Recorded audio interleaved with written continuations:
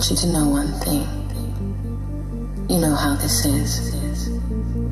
If I look at the crystal moon, at the red branch of the slow autumn at my window, if I touch near the fire the impalpable ash, or the wrinkled body of the log, everything carries me to you, as if everything that exists, aromas, light, metals, were little boats that sail toward those isles of yours that wait for me.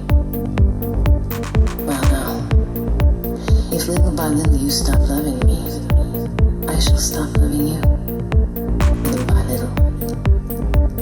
If suddenly you forget me, do not look for me, for I shall already have forgotten you. But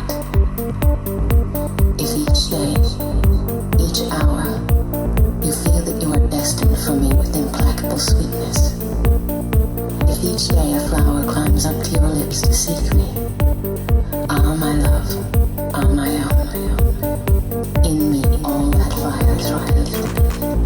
In me nothing is extinguished or forgotten. My love feeds on your love, beloved, and as long as you live, it will be in your arms, without leaving mine.